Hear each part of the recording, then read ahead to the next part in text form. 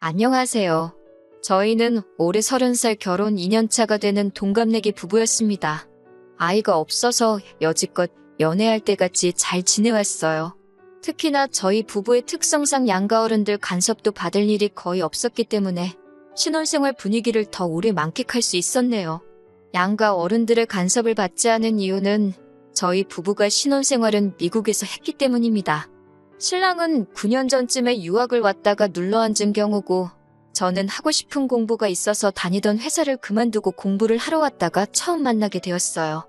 남편의 경우는 유학 비자를 유지하면서 근처에 있는 교민들이 많은 지역에 가서 일을 하면서 돈을 벌고 있었습니다. 저랑 처음 만난 것도 제가 공부만 하다가 한국이 그리워서 찾아간 한인타운에서 처음 인연을 쌓아가게 되었고요. 아무튼 그렇게 서로 인연이 닿아서 1년여간의 만남을 이어오다가 둘 사이에 결혼 이야기마저 오가게 되었습니다. 성격적으로도 너무 잘 맞고 둘이 살면 평생 다툼 없이 행복하게 잘 지낼 거라고 생각했어요. 그때는 미국에 살고 있었으니까 제가 너무 성급하게 결정을 내린 잘못이 크겠네요. 신랑이 미국 대학교를 졸업하지는 않았지만 직장이 있었고 돈도 잘 벌고 있는 데다가 심지어 그 직장에서 남편의 영주권까지 도와준다고 했고 저도 미국에서 공부를 하면서 이민 생각을 안 했던 게 아니기 때문에 결혼에 대해서도 굉장히 긍정적이었습니다. 저도 학업이 끝난 상황이 아니었고 남편도 직장 때문에 자리를 오래 비울 수가 없는 상황인지라 결혼식은 간소하게 치러졌어요. 2주일 일정으로 한국으로 돌아와서 양가 상견례부터 결혼식까지 다 끝내버리고 왔으니 그 일정이 엄청나게 빠듯하고 정신없었습니다. 처음 뵌 남편의 부모님은 그냥 인상 좋으신 평범한 분들이라는 첫 인상이었습니다. 신랑이 미국 생활을 하면서 한국을 한 번도 들어갔던 적이 없어서 부모님과는 7년 만에 처음으로 재회를 한 상황이었지요. 그래서 어머님이 아들 하시면서 옆에 꼭 붙어있는 게 어찌 보면 당연하다고 생각했습니다. 아들을 향한 집착이 그 정도로 심하신 분이라고는 생각도 못했어요. 신랑도 당연히 오랜만에 뵙는 어머니이다 보니 애틋해서 그런 건 줄 알았죠. 7년이라는 시간을 떨어져 살았으니 저도 사실 남편이 어머니를 그렇게 애틋하게 생각하는 사람일 거라고는 생각도 못했어요. 더군다나 2주밖에 안 되는 짧은 기간 동안 그 모든 걸 판단할 수 없는 상황이었습니다. 결혼식을 마치고 저희가 정식으로 부부가 된 뒤 미국으로 다시 출발하는 공항에서 시어머니께서 남편한테 엄마가 차라리 아들 따라서 미국에서 같이 살까 물어보시는 게 그냥 하시는 말인 줄로만 알았어요. 남편도 엄마가 와서 살면 결혼도 안 했지 하면서 받아치는데 그냥 농담으로만 생각했고요. 그래서 저도 별로 심각하게 받아들이지 않고 어머님께 꼭 한번 놀러 오셔서 저희가 어떻게 하고 사는지 구경도 하시고 그러시라고 말을 했습니다. 남편이 출국 수속을 밟고 들어가는데 정말 눈물을 펑펑 흘리면서 울길래 오랜만에 본 가족하고 얼마 시간도 못 보내고 다시 멀어지니 얼마나 아쉬우면 저럴까 싶어서 저도 괜히 가슴이 뭉클했어요. 비행기에서 남편이 저한테 조금 섭섭하다고 하더라고요. 어떻게 어머니한테 같이 살자는 말을 하고 있는데 옆에 껴들어서 딱 잘라서 놀러 오시라고 할 수 있냐고요. 저는 그 말도 심각하게 받아들이지 않고 가족들이 보고 싶어서 저러는가 보다 했어요. 그런데 계속 옆에서 그 말을 꼬투리 잡아서 궁시렁거리고 있으니 남편이 안쓰럽게 보이는 것도 잠시고 점점 짜증이 나더라고요. 그래서 나도 공부하러 온 뒤로 너만큼은 아니지만 부모님 오랜만에 만나 뵙고 온 거라고 너만 부모님 있는 것도 아니고 너만 부모님 보고 싶은 것도 아닌데 작작하라고 한마디 했습니다. 제가 너무 심하게 하기는 했지만 그래도 이제 저와 결혼을 해서 한 집안의 가장이 되었는데 제가 앞으로 평생을 의지해야 할 남편의 모습이 너무 약해 보이는 것도 싫어서 그랬어요. 그래도 제가 강하게 나온 게 효과가 있었는지 그 후에는 남편이 딱히 아무 말도 안 하더라고요. 차라리 진작에 그때 마마보이인 걸 알렸더라면 혼인신고를 하지 않고 두고 봤을 텐데 하는 후회도 듭니다.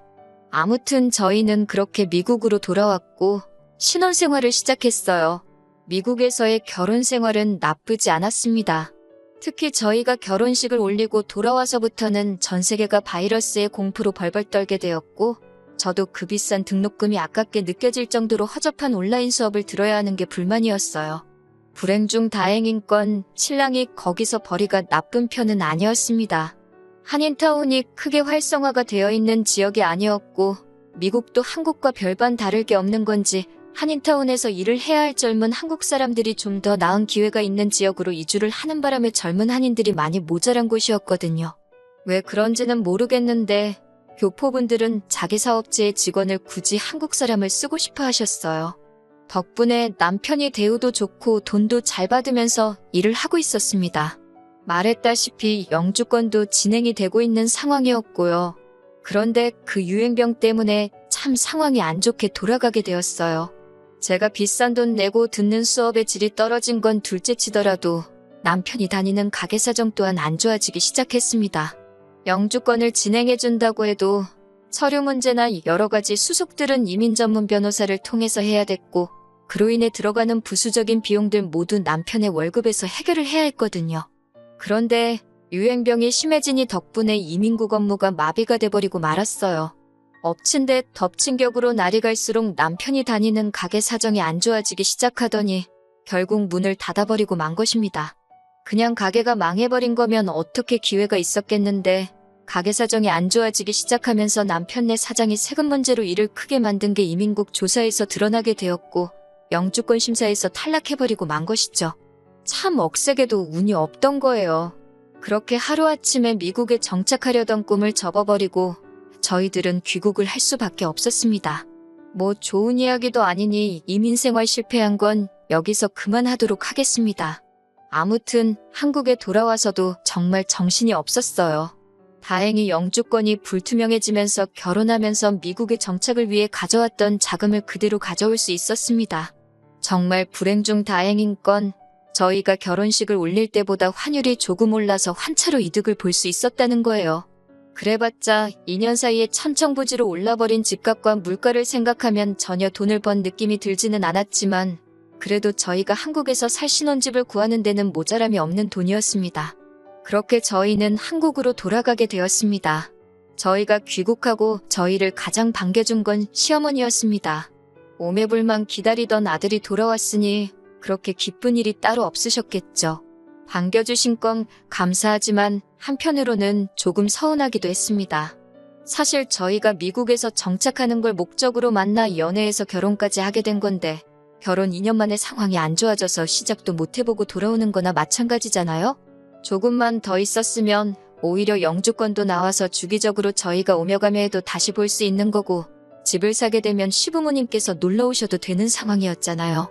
당장 다시 만나서 반가운 건 이해는 하지만 무조건 잘 왔다고 하시는 게 이해가 가질 않았습니다. 당시 가장 큰 문제는 그나마 다행스럽게도 제가 미국에서 공부했던 건 다 학력으로 인정을 받아 좋은 조건의 회사에 곧바로 취직을 할 수 있었지만 대학 졸업까지 포기하고 미국 생활 평생을 바쳐 일한 곳이 따지고 보면 그저 동네 구멍가게였던 신랑은 학력도 경력도 인정받을 수 없어서 직장을 찾는 게 하늘의 별따기였습니다. 미국에서 살았다고 무조건 영어를 잘하는 것도 아니어서 영어 선생님 같은 건 꿈도 꿀 수가 없었어요. 그 부분에 대해서 제가 살짝 불만스럽게 말하고 앞으로 어떻게 해야 할지 고민이라고 말했는데 어머님은 무작정 우리 아들은 뭐든지 다 할 수 있다고 중고등학생 때나 해줘도 먹힐까 말까 한 막연한 기대감으로 칭찬을 하고 계시는 겁니다. 거기다가 대고 나를 세울 수가 없으니 그저 한숨만 나올 뿐이었어요. 어머님은 저를 따로 방으로 부르시더니 저보고 제정신이냐며 역정을 내기 시작하셨습니다. 이제 시작하려는 애한테 용기를 주지는 못할 망정 기를 죽이고 있냐고요. 저는 기를 죽인 게 아니라 현실을 보고 말씀드리는 거라 했더니 너 잘났다며 어디 어른이 말하는데 따박따박 말대꾸를 하냐고 말하고 대화를 단절시켜버리는 겁니다. 저희가 살 거처가 마련될 때까지는 저는 친정에서 남편은 시댁에서 떨어져 지내기로 했습니다. 그렇게 시어머니와 한바탕 하고 친정으로 혼자서 돌아가고 있는데 남편한테 연락이 오더라고요. 제 기분을 풀어주려고 전화를 한 건가 싶어서 받았더니 말끝마다 엄마가 물어보라는데 하면서 별 쓰잘데기 없는 질문을 하더라고요. 신혼집을 구할 때 친정에서는 돈을 얼마나 더 해주신다니 제가 취직하기로 한 곳에 자기가 일할 곳은 없는지 한번 물어봐달라고 했다느니 돈은 얼마씩 받고 일하는 거냐 하는 것들이요. 이렇게 마마보이인지도 몰랐는데 물어보는 질문의 수준만 봐도 한숨이 나와서 그걸 네가 알아서 뭐 할 거냐고 말하고 전화를 끊어버렸습니다. 그나마 다행이었던 건 시부모님이 한국에서 식당을 하나 운영하셨다는 것이었고 신랑이 거기서 서빙일이라도 하면서 용돈벌이를 할 수 있었다는 거예요. 돈은 얼마 되지 않겠지만 그래도 아무것도 안 하는 것보다야 괜찮겠다 생각했습니다. 그런데 문제가 터져버린 거예요. 미국도 그랬지만 한국도 그 시국에 자영업자들이 많이 피해를 봤다는 건 저도 익히 듣고 봐와서 알고 있습니다. 시부모님의 가게도 당연히 같은 상황이었겠지요. 그래도 요즘은 많이 완화되었고 뉴스에서 보니까 오히려 서비스직의 일자리는 많은데 일하려는 사람이 없다고 총체적인 구인난이라는 소식까지 들었는데요. 차라리 시부모님이 하는 가게가 아니라 생판 모르는 사람이 하는 데서 일을 했으면 괜찮았을 텐데 말입니다. 남편이 시부모님 가게에 일을 나가기 시작한 지도 2달이 다 되어 가는데 남편이 돈 한 푼 가져온 적이 없었어요. 다른 사람도 아니고 아들인데 설마 돈을 떼먹으시려나 싶어서 아무 말도 안 하고 있었습니다. 그때는 저희가 살 집을 구한 상황이었고 돈이 조금 모자라서 양가의 지원을 똑같이 받은 상황이었어요.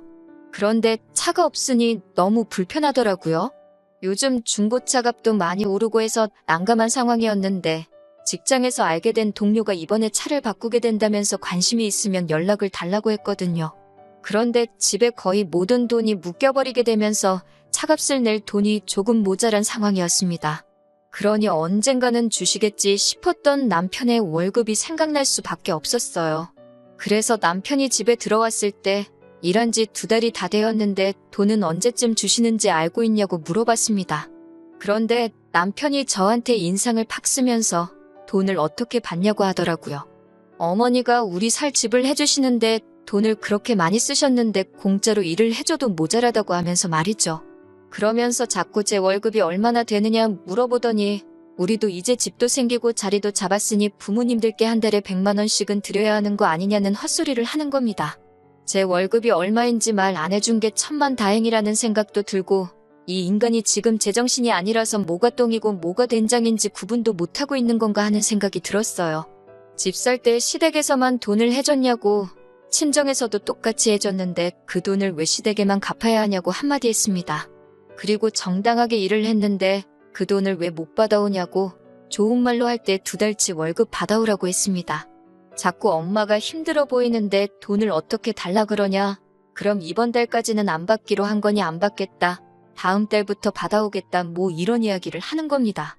헛소리 집어치우라고 대신 저도 100번 양보해준다고 말하고 첫 달치는 그래.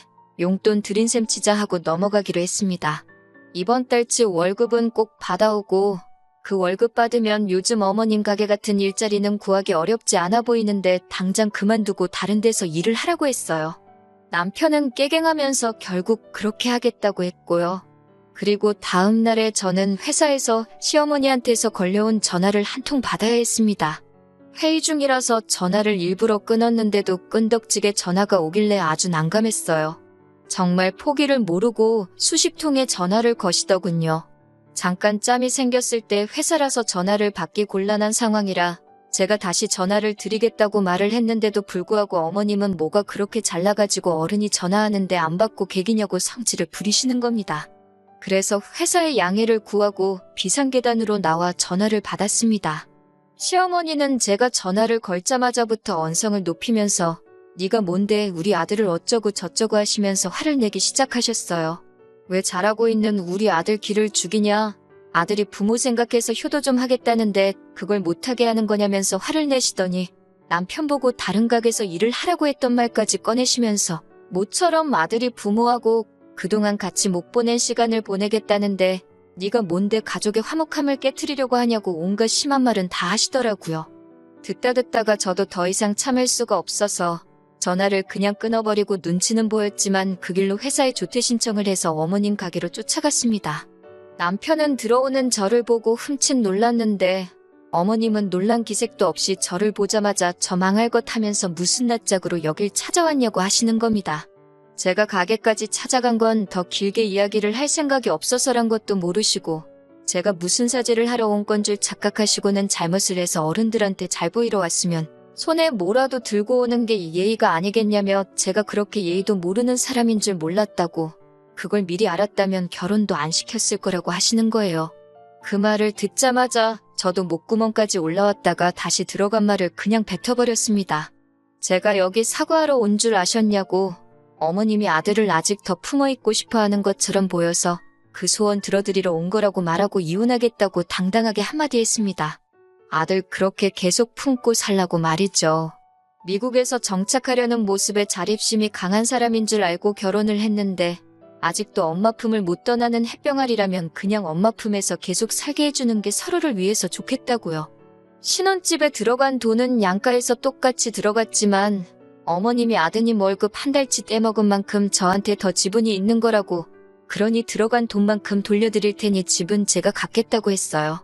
어머님이 집을 왜 네가 갖냐고 또 노발대발 하시길래 어떻게 하든 상관없다고, 그럼 집값의 반을 이달 내로 저한테 보내라고 했습니다. 어차피 시부모님도 집 해준다고 대출을 더 받으신 걸로 알고 있고 직장도 없는 남편한테 그만한 대출이 나올 리가 없거든요. 남편 쪽에서 집값의 반을 줄 수 있는 능력이 안 되는 걸 알고 한 말이었습니다. 현실을 좀 봤으면 해서 일부러 그렇게 말한 거예요. 당연히 그 돈을 못 만든다는 계산이 섰는지 시어머니가 쩔쩔매기 시작하더니 다시 언성을 높이면서 그깟 집은 네가 가져가라고 또 말을 바꾸는 겁니다.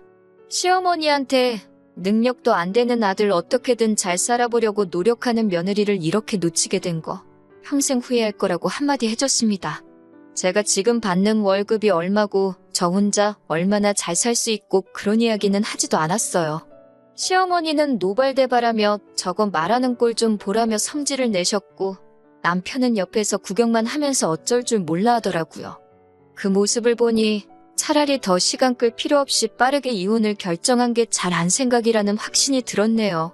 그 길로 저는 집으로 가서 남편 짐을 집에서 다 빼버렸습니다. 저녁에 돌아온 남편은 집에 들어와서도 아무 말도 없이 제가 빼놓은 짐을 보고 눈치만 보고 있더라고요. 정말 이혼을 결심한 게 100번 잘했다는 생각이 듭니다. 뭘 멀뚱히 보고만 있냐고, 그 짐 들고 니네 엄마 품으로 썩 꺼지라고 하니 말 한마디도 못하고 집으로 짐을 가지고 갔어요. 그렇게 남편을 엄마 품에 반품한 지 일주일도 안 돼서의 일입니다. 또 회의 중인데 전화가 한 통 오더라고요. 시어머니였습니다. 전화를 일부러 끊어버리니 저번과는 다르게 또 전화를 걸지 않았어요. 회의가 끝나고 무슨 일로 전화하신 거냐 다시 전화를 드렸더니 세상 나긋나긋한 목소리로 전화를 받으시더군요. 뭐하니? 많이 바쁘니 하면서 제 눈치까지 보시면서 말이에요. 왜 전화하셨나 싶어서 먼저 시어머니가 물어보실 만한 질문을 생각해서 제가 먼저 집값 드리기로 한 건 그달 말까지 준비해드리겠다고 했습니다. 그 돈 받고 나서 이혼 서류에 도장 찍으면 되겠다고 말씀드렸더니 그 말 하려고 전화한 게 아니랍니다. 아무렴 말은 그렇게 했어도 어머님도 생각이 있으실 테니 어렴풋이 눈치는 채고 계셨을 거예요. 당신 아들이 이민생활 실패하고 나서 혼자가 되면 앞으로 웬만해서는 길이 열리지 않을 것이라는 걸, 그리고 어머님이 평생 아들을 품고 계실 수도 없는 노릇이고 옆에 누군가는 있어야 한다는 걸 말이죠. 아니나 다를까 어렵게 꺼내는 말씀이 결국 오랜만에 아들을 만나서 그간 못해줬던 걸 해주고 싶다 보니 자기가 더 유난을 떤 것 같다면서. 제가 그렇게 떠나버리고 나니 아들이 저를 너무 보고 싶어 한다나요? 그러면서 제가 어머님 앞에서 큰소리 친 것도 다 눈 감아줄 테니 그냥 아무 일도 없었다는 듯이 자기 아들하고 살아달라는 거예요. 결국 끝까지 잘못했다는 말은 하지 않고 또 제가 큰소리를 쳤네, 그렇게 뒤도 안 돌아보고 가버렸네 하면서 무조건 제 잘못이고 그걸 다 용서해줄 테니 돌아오라는 식으로 말하시더라고요. 제가 한번 져주고 다시 남편과 합치는 방법도 있었겠지만 시어머니의 태도를 보니 결국 제가 모든 걸 품고 그렇게 돌아가 버린다면 앞으로도 계속해서 똑같은 일이 반복될 것이라는 게 안 봐도 눈앞에 선했습니다. 그런 스트레스를 받으면서까지 이어가야 할 결혼 생활이 아니라고 생각이 들어서 아드님도 어머님 곁을 떠나고 싶어 하는 것 같지 않고 어머님도 남편 말에 순종하고 어머님 말에 복종하는 며느리를 보실 자격이 있으시니 저 말고 다른 사람을 찾아보는 게 좋겠다 말씀드리고 앞으로 전화는 되도록이면 변호사를 통해서 해주셨으면 좋겠다 말씀드리고 전화를 끊어버렸습니다. 그렇게 결국 이혼을 하게 되었네요. 몇몇 사람들은 제가 잘못했다고 합니다. 이민 생활에 실패한 남편이 수입이 적어지니 그걸 견디지 못해 남편을 버린 여자라고요. 하지만 그건 사실이 아닙니다. 남편이 어디 가서 최저시급을 받으며 일을 하더라도 자기 주관이 뚜렷하고 우리 둘의 더 나은 미래를 위해 노력하는 사람이었다면 그 모습을 높게 사서 오히려 응원을 해줬을 거예요. 자기 코가 석자인 상황에 부모님 먼저 챙기는 효자 아들이면 저와 새로운 가정을 꾸리는 게 아니라 부모님 곁에서 평생 뒷바라지를 하면서 사는 게 맞지 않나 하는 생각이 드네요. 제가 볼 땐 어머님, 아버님께서 남편을 뒷바라지하면서 살아야 할 것 같지만 말이에요. 집 문제도 직장 문제도 다 해결이 되었으니 한동안은 저는 최선을 다해 저희 인생을 살아보려고 합니다. 제 사연은 이걸로 끝내도록 할게요.